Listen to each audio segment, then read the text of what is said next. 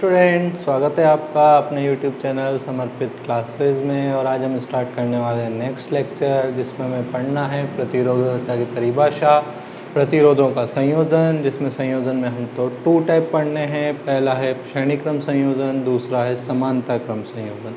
तो स्टार्ट करते हैं फर्स्ट टॉपिक, प्रतिरोधकता की परिभाषा। प्रतिरोधकता जो थी हमारे पिछले वाले जो लेक्चर पढ़ा था हमने, उसके अंदर हमारे प्रतिरोध की निर्भरता में जो रो आया था उसी को हमने चालक का विशिष्ट प्रतिरोध या प्रतिरोधकता कहा था। तो हम उसी फॉर्मूले से यहाँ पर परिभाषा बनाएंगे। तो देखिएगा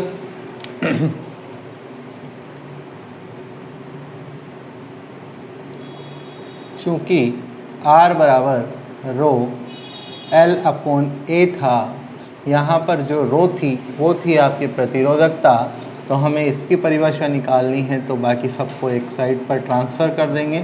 A R से मल्टीप्लाई होगा और L क्रॉस मल्टीप्लाई होने की वजह से डिनोमिनेटर में चला जाएगा, यानी कि हर में चला जाएगा। तो यहाँ पर जो R है वो है आपका चालक का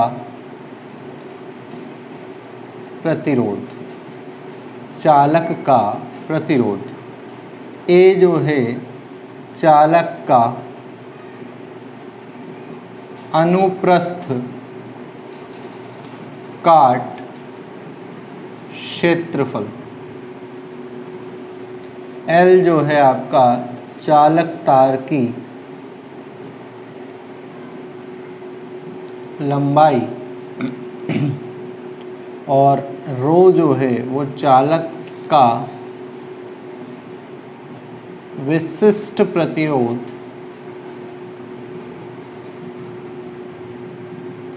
या प्रतिरोधकता है, जो हमारा टॉपिक है।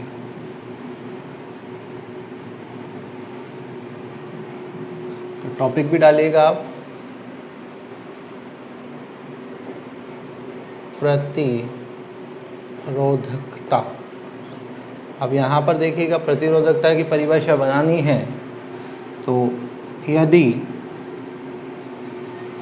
A बराबर, A क्या है, क्योंकि अनुप्रस्थ काट क्षेत्रफल है तो इसका जो यूनिट होगी, मात्रक जो होगा वो होगा मीटर स्क्वायर, क्योंकि क्षेत्रफल का जो यूनिट या मात्रक जो होता है वो होता है आपका मीटर स्क्वायर। L जो है आपकी लेंथ है तो 1 मीटर हो जाएगी।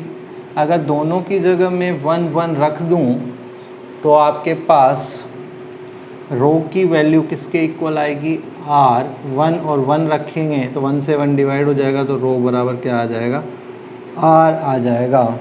तो परिभाषा क्या बनेगी आपके, 1 मीटर स्क्वायर या 1 वर्ग मीटर अनुप्रस्थ काट क्षेत्रफल व 1 मीटर लंबाई वाले चालक तार का प्रतिरोध उसकी प्रतिरोधकता कहलाता है। फिर से सुनिएगा, 1 वर्ग मीटर स्क्वायर अनुप्रस्थ काट क्षेत्रफल। A क्या था आपका, अनुप्रस्थ काट क्षेत्रफल। तो 1 वर्ग मीटर स्क्वायर अनुप्रस्थ काट क्षेत्रफल व 1 मीटर लंबाई, 1 मीटर लंबाई वाले चालक तार का प्रतिरोध उसकी प्रतिरोधकता के बराबर होता है। नोट कीजिएगा, 1 वर्ग मीटर स्क्वायर अनुप्रस्थ काट क्षेत्रफल व 1 वर्ग मीटर लंबाई वाले चालक तार का प्रतिरोध उसकी प्रतिरोधकता के बराबर होता है।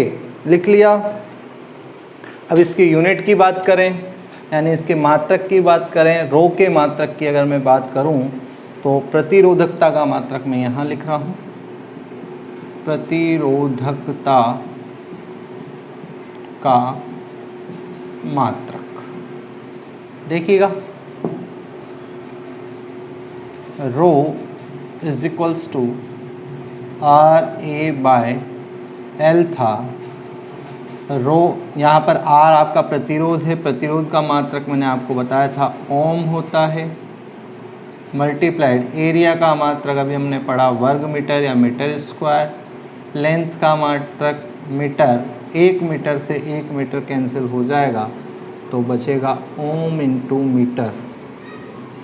इसको सिंबल फॉर्म में ओम इंटू मीटर भी लिखते हैं। तो प्रतिरोधकता का मात्रक आपका क्या हो जाएगा, ओम इंटू मीटर हो जाएगा। फिर से डेफिनेशन को एक बार बोल रहा हूँ, 1 वर्ग मीटर स्क्वायर अनुप्रस्थ काट क्षेत्रफल वाले तथा 1 मीटर लंबाई वाले चालक तार का प्रतिरोध उसकी प्रतिरोधकता के तुल्य होता है। लिखिए, पॉज करके नोट कर लीजिएगा। हम आगे बढ़ते हैं। नेक्स्ट टॉपिक आपका बहुत इम्पोर्टेंट टॉपिक है, यहाँ से आपके न्यूमेरिकल सवाल भी बन जाते हैं। तो देखिएगा, प्रतिरोधों का संयोजन। प्रतिरोधों का संयोजन।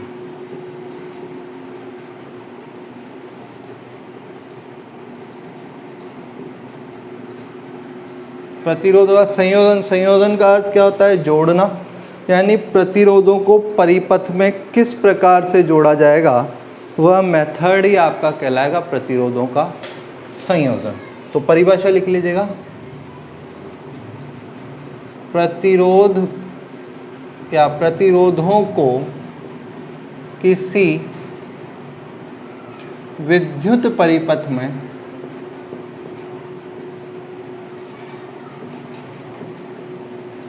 जोड़ना ही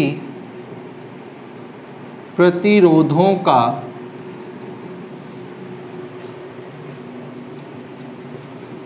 संयोजन कहलाता है।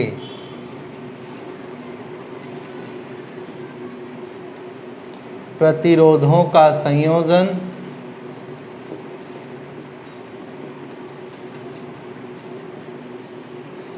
दो प्रकार का होता है। पहला श्रेणी क्रम संयोजन, दूसरा समांतर क्रम संयोजन। तो क्या लिखा हमने, प्रतिरोधों को परिपथ में जोड़ना ही प्रतिरोधों का संयोजन कहलाता है। यह दो प्रकार का होता है, पहला श्रेणी क्रम संयोजन और दूसरा समांतर क्रम संयोजन। पहला श्रेणी क्रम संयोजन, दूसरा समांतर क्रम संयोजन। तो एक एक करके हमें पढ़ना है। तो पहला हेडिंग डालिएगा, श्रेणी क्रम संयोजन।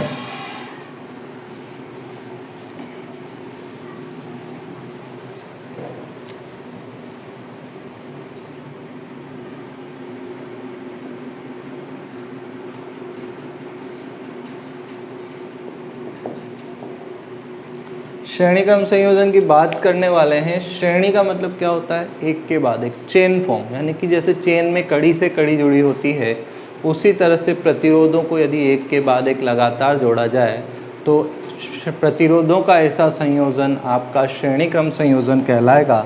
सपोज दो प्रतिरोध हैं आपके पास, तो पहले प्रतिरोध का दूसरा सिरा दूसरे प्रतिरोध के पहले सिरे से जुड़ा हुआ हो। क्या बोला मैंने, मान लीजिए ये दो प्रतिरोध हैं, ये दोनों इनके पहले सिरे, ये दूसरे सिरे। तो पहले प्रतिरोध का दूसरा सिरा दूसरे प्रतिरोध के पहले सिरे से जुड़ा हुआ हो और यह क्रम लगातार चलता जाए तो ऐसा संयोजन श्रेणी क्रम संयोजन कहलाता है।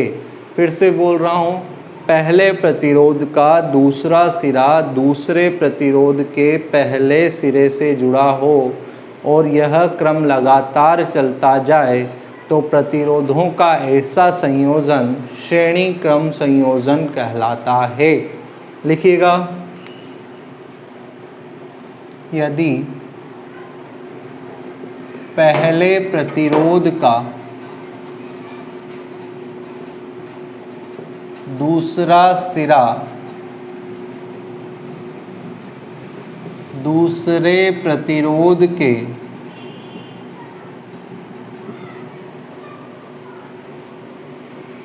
पहले सिरे से जुड़ा हो तो प्रतिरोधों का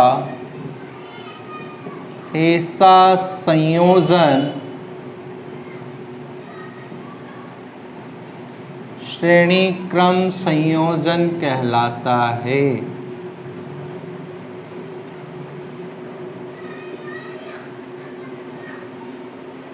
कैसे देखिएगा, ये पहला प्रतिरोध R1, सिंबल यही था इसका, प्रतीक चिन्ह प्रतिरोध का जब हमने पढ़े थे चिन्ह तो उसमें हमने बनाया था प्रतिरोध। तो पहला सिरा ये है, एक प्रतिरोध हमने ये वाला लिया R2। तो मैंने कहा पहले प्रतिरोध का दूसरा सिरा दूसरे प्रतिरोध के पहले सिरे से जुड़ा हो तो ऐसा संयोजन श्रेणी क्रम संयोजन कहलाता है। तो ये कौन सा क्रम हो गया, श्रेणी क्रम। इस प्रतिरोध के संयोजन को हम V वोल्ट की बैटरी से कनेक्ट कर देते हैं और साथ में एक टैप कुंजी, ये सेल है E, या इसको V वोल्ट बोल रहे हैं तो V लिख देते हैं, ये कुंजी है। जब इसमें धारा का प्रवाह होगा तो धारा I इसमें एंटर करेगी तो धारा का मान क्या होगा, श्रेणी क्रम संयोजन में एक समान होगा, क्योंकि R1 में भी I धारा प्रवाहित हो रही है और R2 में भी I धारा प्रवाहित हो रही है। और ध्यान रखिएगा जब भी धारा का मान एक समान होता है तो विभवांतर का मान अलग अलग होता है या वोल्टेज का मान अलग अलग होता है। तो हमने माना इसके लिए V1 है और इसके लिए V2, ठीक है। डायग्राम समझ में आया। दो प्रतिरोध लिए हैं जिन्हें श्रेणी क्रम में जोड़ा है, उनका संबंध एक V वोल्ट की बैटरी व कुंजी से कर दिया। जब V वोल्ट की बैटरी से धारा का प्रवाह किया जाता है तो दोनों में धारा का मान समान होने की वजह से वोल्टेज का मान अलग अलग हो जाता है। माना R1 के लिए वोल्टेज V1 है और R2 के लिए वोल्टेज V2 है। यहाँ से डेरिवेशन स्टार्ट है तो थोड़ा सा देखते चलिएगा। माना दो प्रतिरोध R1 व R2 श्रेणी क्रम में जुड़े हैं जिनका संबंध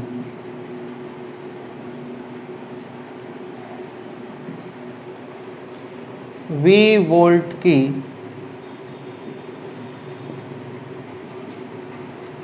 बैटरी अथवा सेल से किया गया है। चूंकि श्रेणी क्रम में धारा का मान एक समान व वोल्टेज भिन्न भिन्न होता है, अतः माना R1 के लिए वोल्टेज V1 व R2 के लिए वोल्टेज V2 है। अब आप देखिएगा ये V1 और V2 उत्पन्न कैसे हुआ। जब आपने इन प्रतिरोधों के संयोजन को V वोल्ट की बैटरी से जोड़ा तो धारा प्रवाह की वजह से दोनों में ये V वोल्टेज V1 और V2 में डिवाइड हो गया, यानी इन दोनों में विभाजित हो गया। तो इस V का मान किसके इक्वल होगा, इन दोनों वोल्टेज के सम के, यानी जोड़ के। तो अतः परिपथ में कुल voltage V is equals to क्या हो जाएगा बच्चों, V1 प्लस V2। चूंकि ओम के नियम से V is equals to IR होता है, अतः V1 इज इक्वल्स टू क्या हो जाएगा IR1, क्योंकि V1 किस में है R1 में, और धारा कितनी प्रवाहित हो रही है R2, तो R1 धारा कितनी प्रवाहित हो रही है I, तो R की जगह R1 आ जाएगा, I ऐसा का ऐसा, और V की जगह V1 आ जाएगा। वह V2 इज इक्वल्स टू क्या हो जाएगा IR2। इन तीनों मान को हम समीकरण 1 में रख देंगे। मैं इसको यहीं लिख देता हूँ ताकि आपको दिख जाए। वह V2 is equals to IR2। अब इन दोनों वैल्यूज़ को हमें पुट करना है समीकरण 1 में। इसे भी हम रफ कर देते हैं।